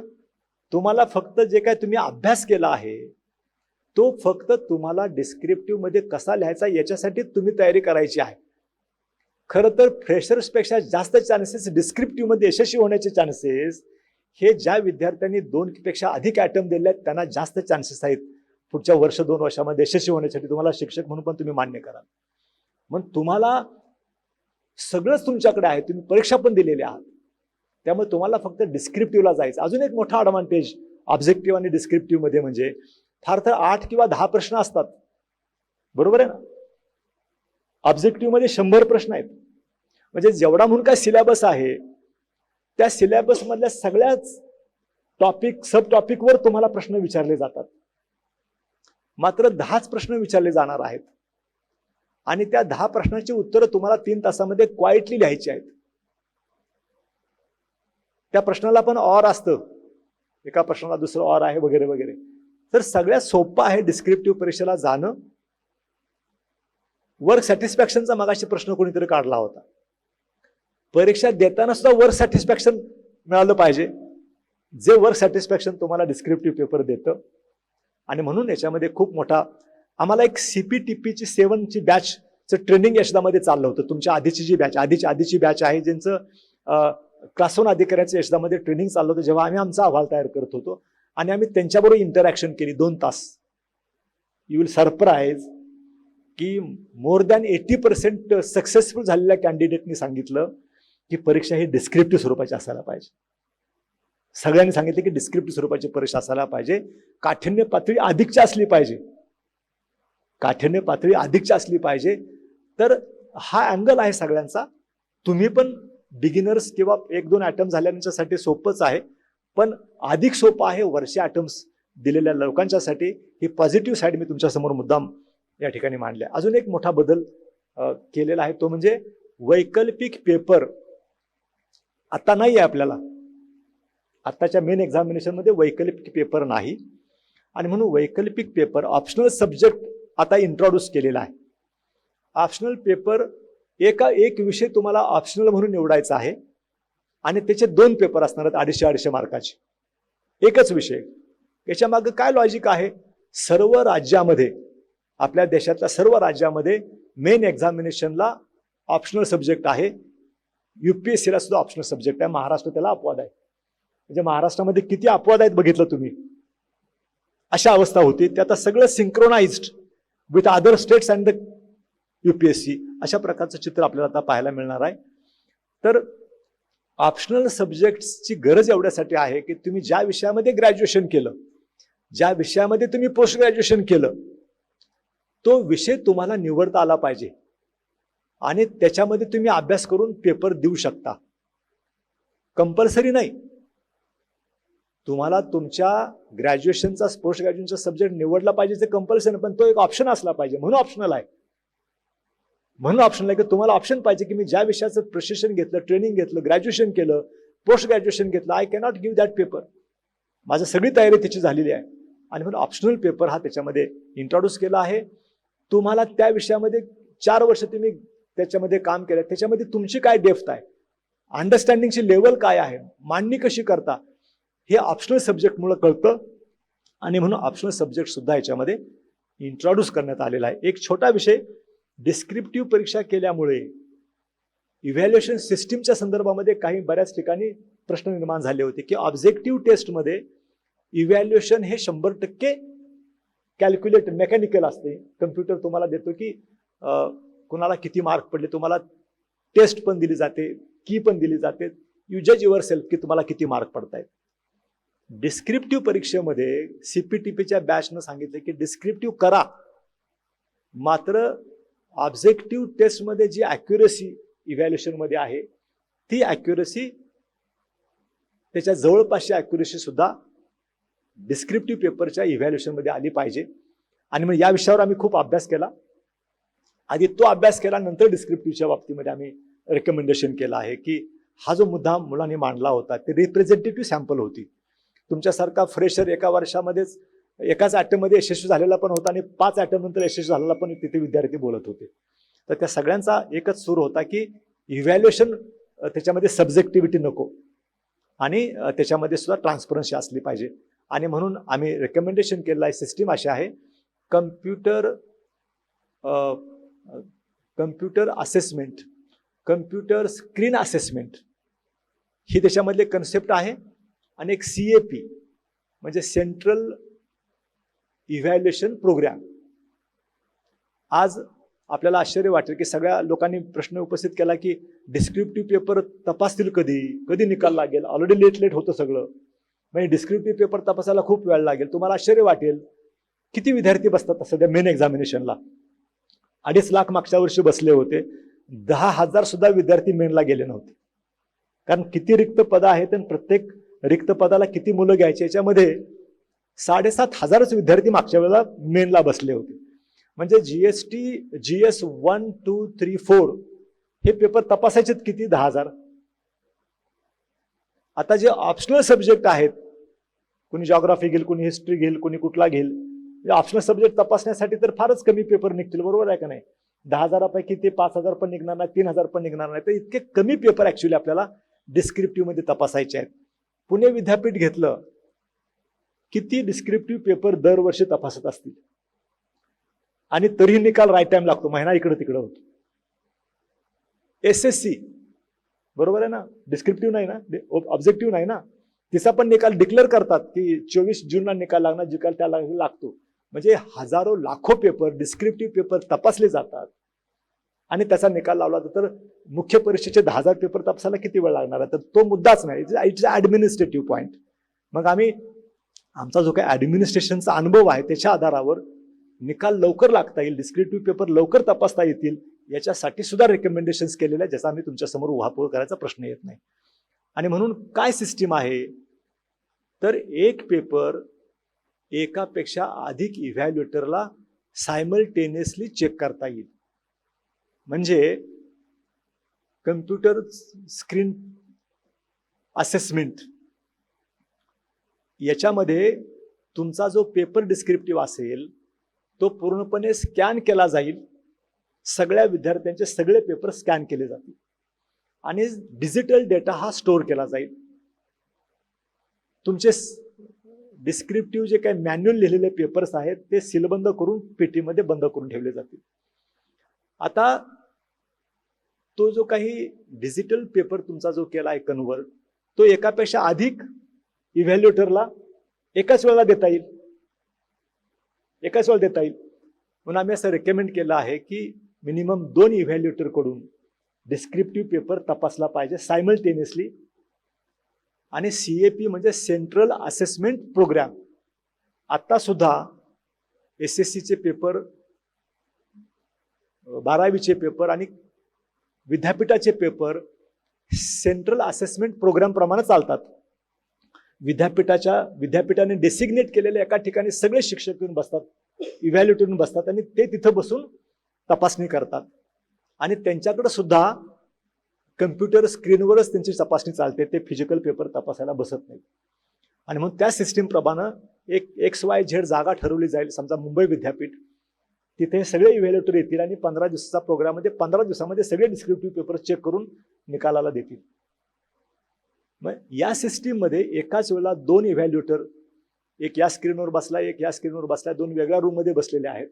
आपापल्या पद्धतीने तपासणी करतील. त्याच्यामध्ये प्रोग्राम आहे. प्रोग्राम प्रमाणे तुम्ही एका प्रश्नाला मार्क दिले की ते ऑटोमॅटिकली त्याचं टोटलिंगला जाते. तुम्ही उपप्रश्नाला मार्क दिले की लगेच उपप्रश्नाच्या टोटलिंगला जाते. दोघांचा पेपर तपासून झाला की दोघांचे पण टोटलिंगचं काम कम्प्युटर करतोय आणि दोघांच्या प्रश्नांचं उत्तरांचं ॲव्हरेज काढायचं काम पण कम्प्युटर करतो. आणि अशा पद्धतीनं कम्प्युटर असेसमेंट, कम्प्युटर स्क्रीन असेसमेंटच्या माध्यमातून एकापेक्षा अधिक इव्हॅल्युएटर मार्फत पेपर तपासले जातील, त्याचं ॲव्हरेजिंग केलं जाईल आणि averaging for each and every question. आताच्या मॉडरेशन सिस्टीममध्ये फक्त सगळ्यात कमी मार्क पडलेला पेपर आणि सगळ्यात हायेस्ट मार्क पडलेला पेपरच्या संदर्भामध्ये फक्त मॉडरेशन केलं जातं. इथं आपण प्रत्येक प्रश्न, प्रत्येक उपप्रश्न त्याचं इथं मॉडरेशन होणार असल्यामुळं आपल्याला समान न्याय मिळेल प्रत्येकाला, अशा प्रकारची दखल याच्यामध्ये घेतलेली आहे. आणि म्हणून या पद्धतीनं मेजर गोष्टी मी आपल्याला या ठिकाणी सांगितल्या. CSAT बद्दल सांगितलं, डिस्क्रिप्टिव्ह पेपर बद्दल सांगितलं आणि ऑप्शनल पेपरच्या संदर्भामध्ये या ठिकाणी आपल्याला मी खुलासा केला. मला खात्री आहे की तुमच्या माध्यमातून स्पर्धा परीक्षेमध्ये जे अपेअर होणारे विद्यार्थी आहेत त्यांच्या मनातल्या सगळ्या शंका निरसन होतील आणि चांगल्या तयारीनं, खूप चांगल्या पद्धतीने सगळे विद्यार्थी तयारी करतील आणि शासनाला जे अभिप्रेत आहे की चांगल्यातले चांगले अधिकारी मिळावेत ते पण काम आपल्याला होईल. आता 2:13 झाल्यात. फक्त शेवटचे 12 मिनिटं मागच्या विद्यार्थ्यांसाठी काहीतरी बोललं पाहिजे, नाहीतर म्हणतील की साहेबांनी सेवेमधल्या लोकांच्यासाठी सांगितलं, मेनवाल्यांच्यासाठी सांगितलं, आम्हाला काहीच सांगितलं नाही. मित्र, तुमच्यासाठी खूप चांगल्या अनुभवाचे बोल तुमच्यापैकी अनेकांनी दरवर्षी या ठिकाणी यशस्वी विद्यार्थ्यांचे अनुभव ऐकलेले आहेत आणि त्याच्या माध्यमातून तुम्ही याच्या बाबतीमध्ये ऑलरेडी तयारच झाला आहात. परंतु मी काही मुद्दे फक्त आपल्याला या ठिकाणी मांडणार आहे. 12 मिनिटाच्या पेक्षा जास्त मी आपल्याशी बोलणार नाहीये. स्पर्धकांच्यासाठी आणि पालकांच्यासाठी सुद्धा मग अशी सगळ्या पाल्यांनी यशस्वीते पाठीमागं त्यांचे पालक, त्यांचे भाऊ, त्यांचे बहीण, आई वडील होते हे निर्विवादपणे सांगितलं. त्यामुळं पहिल्यांदा घरून साथ असली पाहिजे. सगळ्या पालकांना सांगू इच्छितो, पालकांनी साथ दिली पाहिजे आपल्या विद्यार्थ्याला. त्याची क्षमता काय आहे, ॲबिलिटी काय, तुम्ही विचार करू नका. त्याला ठरवू दे, एक परीक्षा देऊन, त्याला एक प्रिलिम परीक्षा देऊ दे, त्याला कळेल की आपण किती पाण्यात आहोत. त्याला एक मेन देऊ दे, त्याला कळेल किती पाण्यात आहोत. तुम्ही त्याला डिस्करेज करू नका, एनकरेज करा. आणि मग अशी एका विद्यार्थ्यानं सांगितलं की म्हणला मी फार सामान्य आहे, इथं फार इंटेलिजंटच लागतो, इथं फार एक्सेप्शनली इंटेलिजंट माणूसच फक्त स्पर्धा परीक्षेमध्ये बसतो, अपेअर होतो, यशस्वी होतो, असं अजिबात नाही. म्हणून तर लिहिलेलं आहे की एनी ग्रॅज्युएट कॅन अपेअर. त्यामुळं सगळ्यांनी बसा, सगळ्यांनी तयारी करा आणि पहिल्या 1-2 परीक्षेमध्ये ठरवा की आपण पुढे कंटिन्यू करायचं की नाही करायचं. तर जे काही यशस्वी झालेले विद्यार्थी आहेत त्यांच्या संपर्कामध्ये जर का राहता आलं, ज्यांना ज्यांना शक्य आहे त्यांनी राहत त्यांच्या अनुभवाचे बोल, इथं माईकवर त्यांना बोलण्यासाठी 5च मिनिटं दिली होती. तुम्ही त्यांच्याबरोबर 1-2 तास बसा आणि ते जे तुम्हाला मार्गदर्शन करतील ते खऱ्या अर्थानं लाख मोलाचं असेल. आणि म्हणून ते ज्यांना ज्यांना संधी मिळेल ते त्यांनी करा. पहिला सूचना, न्यूनगंड बाळगू नका. मला जमेल कसं हे, मला 62% मार्क पडलेले आहेत, मला ग्रॅज्युएशनला फर्स्ट क्लास मिळाला नाही, मला डिस्क्रिप्शन मिळालं नाही. ग्रॅज्युएशनच्या पोस्ट ग्रॅज्युएशनचा पर्सेंटेजच्या मार्काचा इथं काडी मात्र संबंध नसतो. तुम्ही तयारी कशी करता, टॅक्टफुली, किती टॅक्टफुली लिहिता पेपर, त्याच्यावर सगळं अवलंबून असतं. दुसऱ्याला कॉपी करू नका. प्रत्येक माणूस हा वेगळा आहे आणि प्रत्येकाची आपली शैली असणार आहे. ऐका सगळ्यांचं, परंतु तुम्ही कसे आहात ते तुम्हालाच माहिती आहे. तुम्ही ते फॉलो करू नका डोळे झाकून. त्याने एखाद्याने सिस्टीम फॉलो केली असेल तर तुम्ही डोळे झाकून करू नका. तुम्हाला सुटेबल असेल तर ते करा. स्वतःच्या चुकामधून आणि दुसऱ्यांच्या चुकामधून पण शिका. इथं बऱ्याच लोकांनी त्यांच्या झालेल्या चुका या ठिकाणी प्रांजळपणे कबूल केल्या. त्या चुका तुम्ही करता कामा नाही आणि तुमच्याकडून ज्या काही चुका होत असतील त्याही तुम्ही सुधारा. तर चुकावर काम करण्याची गरज आहे. माझ्यासाठी 3 गोष्टी अतिशय महत्त्वाच्या आहेत, तुम्ही टेस्ट करा तुमच्याला. एक आहे ॲस्पिरेशन, दुसरा आहे ॲबिलिटी आणि तिसरा आहे ॲप्लिकेशन. ह्या तिन्ही गोष्टी ज्या आहेत ह्या जर का तुमच्यामध्ये असतील तरच स्पर्धा परीक्षेचा विचार करायचा.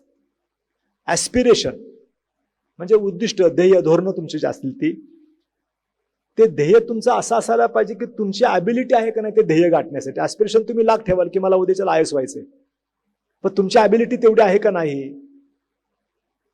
याला परीक्षा दिल्यानंतरच कळतं. असं काय नाही, तुम्हाला माहिती असतं ना आपण किती पाण्यात आहोत.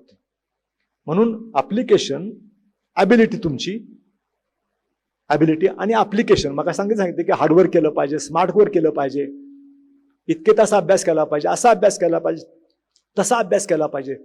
तर हे करण्याची तयारी आहे का तुमची? ॲप्लिकेशन म्हणजे ॲस्पिरेशन तुमचं काय आहे, तुमची ॲबिलिटी काय आहे आणि तुमच्याकडे ॲप्लिकेशन करण्याची क्षमता आहे का याचा अभ्यास करा आणि मग पुढे जायचं का नाही ते तुम्ही ठरवा. त्याच्यानंतर सगळ्यांनी मग सांगितले की स्ट्रेंथ आणि विकनेसेस आपल्या आयडेंटिफाय करा आणि त्याच्याप्रमाणे काम करा. तुमचा अप्रोच पॉझिटिव्ह असला पाहिजे, हाही मगाशी बऱ्याच लोकांनी सांगितलं. पण मी उलट सांगेन की निगेटिव्ह ॲटिट्यूड असलेल्या लोकांच्या संपर्कात राहू नका. भले पॉझिटिव्ह अप्रोच असलेली माणसं भेटतील न भेटतील, पण निगेटिव्ह बोलणारे निगेटिव्ह एन्व्हायरमेंटमध्ये अजिबात राहता कामा नये स्पर्धा परीक्षेच्या विद्यार्थ्यांच्याकडून. स्टँडर्ड बुक्स वापरा, फार एक्सपेरिमेंट करण्याची गरज नाही. मग अशी युनिक पब्लिकेशनचं एक तुमचं पुस्तक बघितलं मी, 60 पेक्षा अधिक पब्लिकेशन्स आहेत तुमची, 60 पेक्षा अधिक पब्लिकेशन विषय वाईज. इतकं मटेरियल तयार आहे, रेडीमेड मटेरियल आहे तयार. ते पुस्तकं वाचा. स्टँडर्ड बुक्स, आता जे काही तुमचे विषय आहेत, तुम्हाला सिलेबस दिलेला आहे, प्रत्येक टॉपिक दिलेला आहे, त्याच्या अनुषंगानं आता डिस्क्रिप्टिव्ह मध्ये तुम्हाला बुक्स शोधायचे आहेत आणि कुठल्या विषयाच्या बाबतीमध्ये कुठलं पुस्तक चांगलं आहे त्याचा अभ्यास करायचा आहे. तर योग्य ते रिसोर्सेस, स्टडी मटेरियल हे योग्य पद्धतीचं तुमच्याकडे असायला पाहिजे. त्याच्यानंतर टाइम मॅनेजमेंट सगळ्यातला महत्वाचा विषय, त्याच्यामध्ये खोलवर जाण्याची गरज नाही. आणि अनेकांनी सांगितलं की सातत्य, सराव आणि संयम. मग जसं मी तुम्हाला सांगितलं की ॲस्पिरेशन, ॲबिलिटी आणि ॲप्लिकेशन, तसं सातत्य, सराव आणि संयम या गोष्टीचा पण एक टेस्ट घेणारी जर का कुठली परीक्षा असेल तर ती मेन एक्झामिनेशन असते. बरोबर आहे ना? तर त्या पहिल्याच परीक्षेमध्ये तुम्ही इथं टिकताय का नाही टिकताय ते तुम्हाला कळेल आणि मग पुढे जायचं का नाही ते ठरवा. जास्तीत जास्त रिव्हिजन करा आणि लिखाणाचं प्रॅक्टिस करा. आता तुम्ही टेस्ट सिरीज लावा ताबडतोबीनं डिस्क्रिप्टिव्हच्या, जुन्या काळात 2012 पूर्वीच्या टेस्ट सिरीज, आणि त्याच्यापासून आतापासून सुरुवात करा लिहायचं प्रॅक्टिस. 1.5 वर्ष वेळ आहे, फार मोठा वेळ आहे 1.5 वर्ष. म्हणजे एका वर्षामध्ये 1 वर्ष पास करतो आपण. टीवाय मधून आपण SY मधून TY मध्ये जातो, बरोबर आहे की नाही? तर 1.5 वर्ष फार मोठा कालावधी आहे टू प्रिपेअर युअर सेल्फ. आणि म्हणून तयारी करता येईल की तुम्हाला. स्वतःच्या नोट्स काढा सिलेबस वाईज. माझा जो काही अनुभव आहे, बऱ्याच लोकांचा अनुभव आहे, डिस्क्रिप्टिव्ह एक्झामिनेशनसाठी सिलेबस वाईज तुम्ही नोट्स काढल्या पाहिजेत. आणि त्याच्यासाठीचा संदर्भ, कुठल्या कशाच्या आधारावर तुमच्या नोट्स काढल्या आणि तुमच्या नोट्सचा अभ्यास करा. परीक्षेच्या रिव्हिजनच्या वेळेला तेवढी मोठी मोठी पुस्तकं घेऊन अभ्यास करणं शक्य नसतं, तेवढा वेळही नसतो. आणि म्हणून तुम्ही कशा पद्धतीनं आजपासून 1.5 वर्षामध्ये स्वतःच्या नोट्स तयार करा आणि त्याच्या आधारावर तुम्ही परीक्षा द्या. तुम्ही नक्की यशस्वी व्हाल. माझ्या दृष्टिकोनातून ह्या सगळ्यातल्या महत्त्वाच्या गोष्टी स्पर्धा परीक्षेच्या विद्यार्थ्यांच्यासाठी खूप अनुभव तुम्हाला सांगितलेलेच आहेत. पण या पद्धतीनं तुम्ही जर का माझ्याकडं काही प्रोवर्ब, अशी खूप छान एक प्रोवर्ब सांगितलं की उखळामध्ये तोंड घातलं तर मुसळाची भीती वागायचं हे कारण आहे. त्यांनी फार छान रिप्रेझेंटेटिव्ह प्रोवर्ब त्यांनी सांगितलं. माझ्यासाठी पण तुम्हाला मोटिवेट करण्यासाठी 1-2 प्रोवर्ब या ठिकाणी सांगतो आणि थांबणार आहे. एक म्हण असते की practice makes man perfect. Practice makes man perfect. इथं आपल्याकडे उलट थोडं आहे की perfect practice makes competitor perfect. तो परफेक्ट प्रॅक्टिस महत्वाची आहे. ढोर मेहनत हा एक शब्द असतो आपल्याकडं, तसं न करता स्मार्ट वर्क, मग असे खूप चांगला शब्द आहे, स्मार्ट वर्क करता आलं पाहिजे. त्याच्यानंतर if you fail to plan then you are bound to fail. If you are fail to plan then you are bound to fail. म्हणून प्लॅनिंग अतिशय महत्त्वाचं आहे. टाइम मॅनेजमेंट सांगितलं तसं planning, day wise planning, week wise planning, monthly planning, आणि त्याच्याप्रमाणे आपलं काम होतं की नाही ते बघायला पाहिजे. आणि मग असे सांगितलं की मनी वसे ते स्वप्नी दिसते. बघायला ड्रीम तर पाहिजेच, तर त्याच्याशिवाय तुम्ही याच्यामध्ये उतरूच शकत नाही, बरोबर आहे ना. तर या सगळ्या गोष्टी स्पर्धा परीक्षेच्या तयारी करणाऱ्या विद्यार्थ्यांच्यासाठी या ठिकाणी मी मांडल्या. मला खात्री आहे की आज जो काही अनुभव कथन हा आतल्या माझ्यासाठी फार महत्त्वाचा विषय होता आणि मलाही खूप काही नवीन या विद्यार्थ्यांच्याकडून शिकता आलं. मी खूप लिहून घेतले सगळ्यांचं आणि मी नंतर त्याचं पण रिव्हिजन करणार आहे की त्याची प्रत्येकाकडून काही ना काही शिकण्यासारखं होतं असं माझं मत आहे. या पहिल्याच प्रयत्नामध्ये एका विद्यार्थ्याने सांगितले की पहिल्यांदाच एवढ्या मोठ्या स्टेजवर येऊन मी भाषण करतो आहे, पण तुला सांगतो की सगळ्यात चांगलं भाषण तुझं होतं हे मी या ठिकाणी जाहीरपणे सांगू इच्छितो. तर प्रत्येकानंच इतक्या छान पद्धतीने या ठिकाणी मांडणी केली आणि तुम्हाला मोटिवेट करेल अशा पद्धतीचं, कारण तरुणांनी तरुणांशी केलेला डायलॉग हाच जास्त मोटिवेटिंग असतो असं मला वाटतं. आणि म्हणून तुमच्या अनुभवाचे बोल त्यांच्या उपयोगाला यावेत आणि माझ्या अनुभवाचे बोल तुमच्या उपयोगाला यावेत अशी अपेक्षा व्यक्त करतो. युनिकला धन्यवाद देतो आणि थांबतो. जय हिंद, जय महाराष्ट्र. दी युनिक अकॅडमीचे नवनवीन व्हिडिओज आणि अपडेट्स मिळवण्यासाठी लाईक करा, सबस्क्राईब करा आणि शेअर करा.